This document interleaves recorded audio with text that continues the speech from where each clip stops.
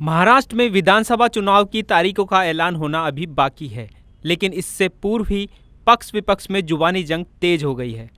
नेताओं के बीच आपस में आरोप प्रत्यारोप के दौर जारी हैं। मुंबई से सटे मीरा भाईंदर में ऐसा ही रोचक घमासान देखने को मिल रहा है, जहां बूचड़खाने को लेकर राजनीति गर्मा गई है। पूर्व विधायक नरेंद्र मेहता ने इस मामले में महानगर पालिका मुख्यालय की इमारत से कूदने की चेतावनी दी है। दरअसल हाल ही में मीरा भाईंदर महानगर पालिका ने उत्तन में बूचड़खाने के निर्माण के लिए 40 करोड़ रुपए का टेंडर जारी किया है।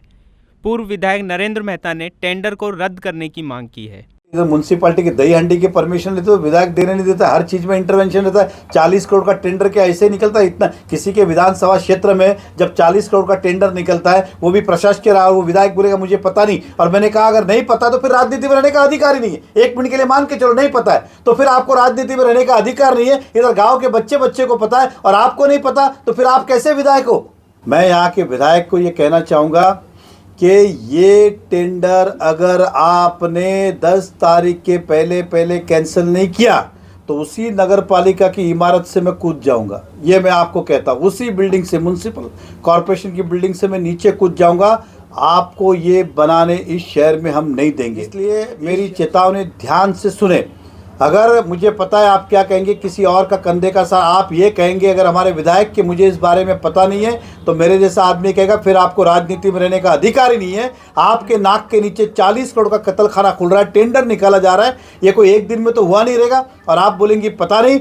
मेहता ने कहा है कि अगर 10 अक्टूबर तक टेंडर को रद्द नहीं किया गया तो वह महानगर पालिका मुख्यालय की इमारत से कूद जाएंगे।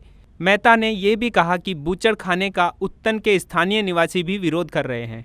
4 अक्टूबर को बूचड़खाने के निर्माण के लिए टेंडर जारी किया गया था और 11 अक्टूबर को इसमें बिड किया जाएगा। मेहता ने कहा कि कत्लखाना विधायक गीता जैन के क्षेत्र में बन रहा है और ऐसा कैसे हो सकता है कि उनकी सहमति ना हो। यह कत्लखाना बन रहा है और गीता जैन चुप हैं। एक तरफ जैन बूचड़खाने का विरोध करती हैं, दूसरी तरफ निर्माण को सहमति देती हैं। उधर स्थानीय विधायक गीता जैन ने कहा कि उनका बूचड़खाने को लेकर हमेशा से विरोध रहा है। उन्होंने कहा कि टेंडर तकनीकी दृष्टि से गलत है और इस बारे में आयुक्त से वे जल्द मिलने वाली है। टेंडर को वापस लेना ही होगा। जैन ने मेहता पर इस मामले में राजनीति करने का आरोप लगाया। विधायक गीता जैन ने कहा कि उनको कूदना है तो 10 तारीख का इंतजार क्यों, तुरंत कूदो। देखिए, मेरा तीव्र विरोध ये कत्लखाने का है और सबसे पहली बात तो ये है कि ऐसा कोई टेंडर कॉरपोरेशन नहीं निकाल सकती जब तक हमारा डीपी फाइनल होके नहीं आ जाए। हमने ऑलरेडी जो आरक्षण डीपी में बताया गया है कत्लखाने का, उसका विरोध पहले ही कर दिया है। यानी मुझे बिल्कुल अश्योरेंस है कि वो डीपी में आरक्षण कत्लखाने का नहीं आएगा। हाँ, ये टेंडर उसके पहले अगर मैं 1% समझूँ कि हो जाएगा, तब हम समझेंगे कि टेंडर निकल सकता है। वो होगा नहीं, लेकिन अगर हो भी गया तब हमारा तीव्र विरोध होगा। देखिए, एक तो कत्लखाना वहाँ होना नहीं चाहिए। दूसरा, आप उत्तन वासियों पे कितने और जुल्म करना चाहते हो? वहाँ डंपिंग ग्राउंड भी वहाँ देंगे, वहाँ यार्ड भी देंगे, वहाँ आप कत्लखाना भी देंगे, तो सब जुल्म सहने के लिए क्या उत्तनवासी मिलते हैं? मैंने तो कहा कि मुझे पता नहीं है। मैंने तो ऑलरेडी लेटर लिख दिया है कि ये टेंडर इलीगल है, उसे कैंसिल करना ही होगा। और ये टेक्निकल कमिश्नर भी इस बात से अग्री करेंगे कि यस, जब तक आरक्षण नहीं होता है, डीपी फाइनल नहीं होता है, हमने ये टेंडर गलत निकाला है। क्यों ये जब इलेक्शन आता है उनको ये स्टंट करना ज़रूरी है क्या? क्यों ये स्टंट कर रहे हैं? क्या उनको ये छोटी सी टेक्निकल चीज़ मालूम नहीं है? वो भी आमदार रह चुके हैं, मेयर रह चुके हैं, तो ये छोटी सी टेक्निकल चीज़ क्या उनको मालूम नहीं है कि ये टेंडर इलीगल है और वो लेटर देना है? या हो सकता है शायद उनको मेरे लेटर देने का पता पड़ गया हो कि ये चीज़ टेक्निकल है, शायद उनको ये पहले नहीं पता हो ये टेक्निकल चीज़। आखिर में 8वीं फेल लोगों को थोड़ा सा प्रॉब्लम आता है ये सब चीज़ें जानने के लिए। तो ये टेक्निकल चीज़ है, ये टेंडर बिल्कुल कैंसिल होके रहेगा। और ऐसा स्टंट इलेक्शन के समय करना ऐसे लोगों की आदतें होती है, बिल्कुल हो सकता है। और इसके तह तक मैं जाके रहूँगी और मैं कमिश्नर से ये पूछ के रहूँगी कि आपको क्या हक है कि जब तक डीपी आपका फाइनल नहीं हुआ तब तक आप ये टेंडर कैसे निकाल सकते हैं। देखिए, अगर आप बोल रहे हैं कि वो तैयार नहीं, इसका मतलब इसमें क्या गोलमाल है उसका पता अब हमें लगाना पड़ेगा। क्या तकलीफ है? अगर फंड आया है, मेरे जितने फंड आए बाकायदा लेटर है और मैं छाती ठोक के कहती हूँ कि मेरा फंड इसके लिए आया है, तो अगर कमिश्नर इस बात से बहुत साफ सुथरे हैं तो ये बता दें कि ये फंड आया कहाँ से है, किसके फॉलोअप से आया है और वो कैसे उन्होंने ये टेंडर निकाला है, क्योंकि कॉरपोरेशन के पास फंड नहीं है।